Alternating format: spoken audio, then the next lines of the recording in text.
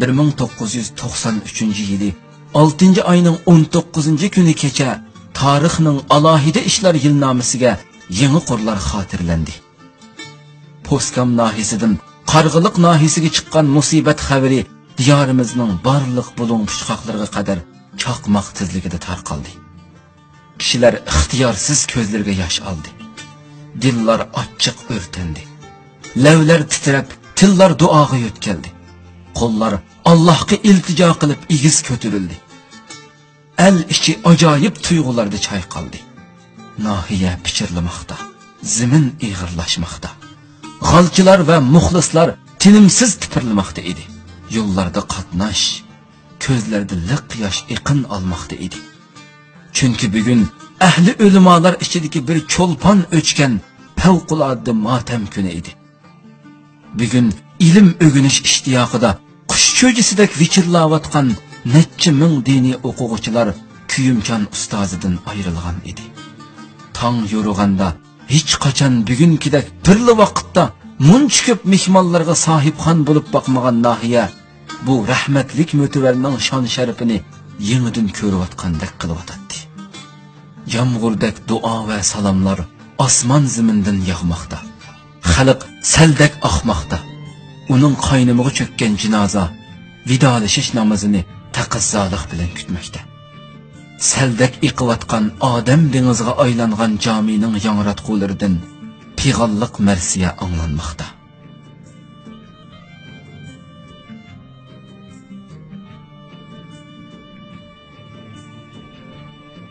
Hürmetli sazavar ustozimiz Abdulhakim Mahsum Hacim miladi 1925-yili diyorimizning Xotan viloyatiga qarashliq Gumi nahiyasida dunyoga kelgan. 1940-yili Qashqar xonliq madrasasida shu davrning dongliq ustozlaridan Shamsiddin Damullam, Hashimoxun Damullam, Imin Axunum Mavlaviy Damullam qatorliq katta olimlardan ta'lim olgan.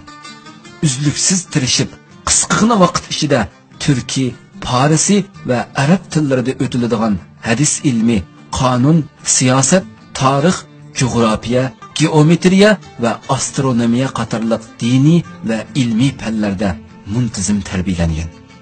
Bo'libmi islomning murakkab fanlaridan fiqh ve tafsirshunoslik, klassik adabiyot ve jamiyatshunoslik sohalarida ko'p taraflama bilim egallab, milodiy 1946-yili a'lo natija bilan o'qishni tamomlagan.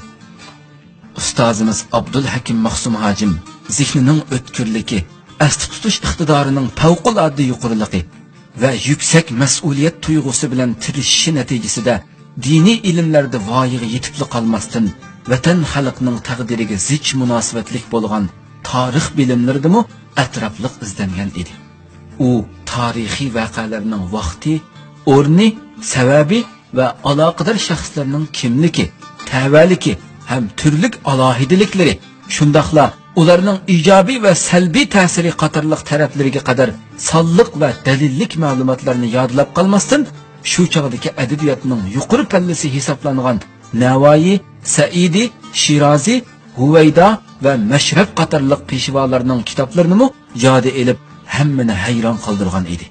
Pidakar ustaz Abdulhakim Mahsum Hacim ilim bilen amelni tang tutup bir ömür o'qitish bilan shug'ullangan 68 yillik hayot musofasida son sanoqsiz iz bosarlarni yetishtirish orqali vatan xalqimizning islomiy gullanishiga alohida kuch qo'shgan va xalqimizning 1000 yildan beri davom qilib kelayotgan diniy an'anasiga haqiqiy varislik qilgan vafodor sarkarda edi.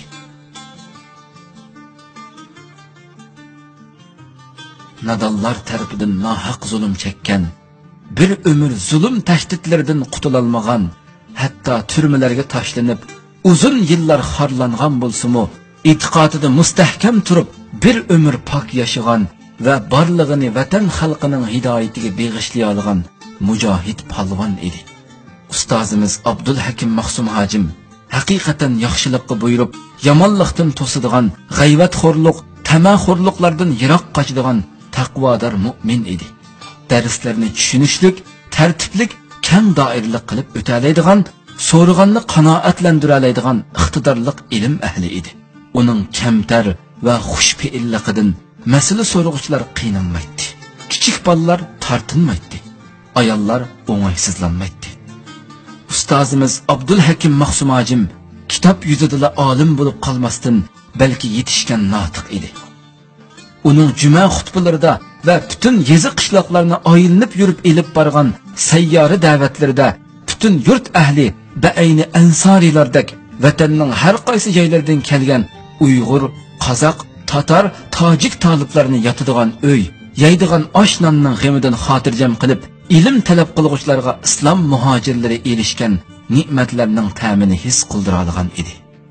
Biladiganlarga qoyillik bilan, bilmaydiganlarga hayronlik va iftixorlik tuyg'usi beg'ishlayotgan bu marsiya orqali ajoyib hissiyot bilan anglatilayotgan marhumning qisqacha tarixi hammaylarning dillarida iftixorlik naqshlarni chekmoqda. Aralab ko'tarilayotgan yig'izorilar, qayg'u hasrat va ig'ir uhsinishlar ilikidagi duoyi takbirlar untulg'usiz hayajonga cho'mdirmoqda edi.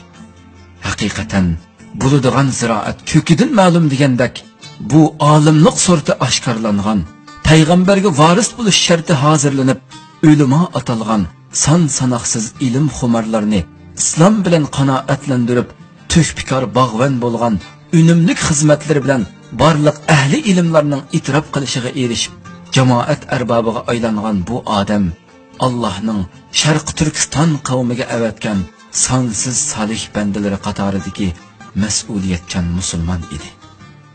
Ömür bo'yi tirishib ilm hikmat o'rgangan va o'rgatgan, islom hokimiyati uchun zarur bo'lgan vatan mustaqilligining muhimligini haqiqiy tushunib yetib, amaliy izdinish yo'lida 20 necha yil zindonlarga mahkum bo'lgan, shundaqdimi e'tiqod maydonida tavranmay, shonliq hayoti bilan hammamizga ulgu bo'ladigan, hurmatga sazovor bu mo'tvar, ig'ir sinoqlarda tovlanayotgan Uyg'ur xalqining faxrlik ustozi edi.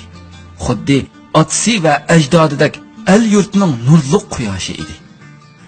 Marhumning otasi Abdujalil Damullammo tunilgan ulamo Abdullah Mufti hojimning o'g'li bo'lib, ular necha avlod tarixga ega ahli ilm jamoatining oxirgi namunalari edi. Bu pidakor ota bolalarning shonliq hayot musofasi umrga xitob, o'limga javob berib kelmoqda. Abdulhakim Mahsum hojimning otasi Abdujalil Damullammo haqiqatparvar va taraqqiyparvar tangdossiz olim bo'lib, milodiy 1896-yili Xotan viloyatining Gumunohisida dunyoga kelgan. 16 yoshigacha oilasida tarbiya olgandan keyin dongliq olim, atoqliq shoir, tunilgan tiyib Mavlana Husayn Tajallining va buyuk islohotchi, to'kpikor olim Abduqodir Damullamning shogirdi bo'lgan. 1930-yili o'qishni tamomlab, Damullamlik unvoni bilan yurtiga qaytib, maarif va da'vat ishlari bilan shug'ullangan. Yurt ahlini nadonlikqa, xurofotlikqa, mustamlika va bosqinchilikqa qarshi safarbar qilib, muqaddas jihodiy kurashlarga fidokorlik bilan qo'mondonlik qilgan.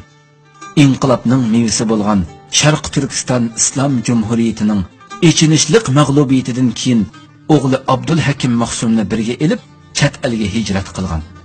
Va bu muhojiratdagi 3 yillik hayotida Hindiston, Arabiston, Misr va Turkiya qatorliq islom diyorlarini aylanib, ko'plagan ahli ilm, olim ulamolar bilan fikrlashgan. Qoyil qilarlik bilimi bilan alohida izzat hurmatga va xotirjam hayotga erishadigan bo'lsa-mu,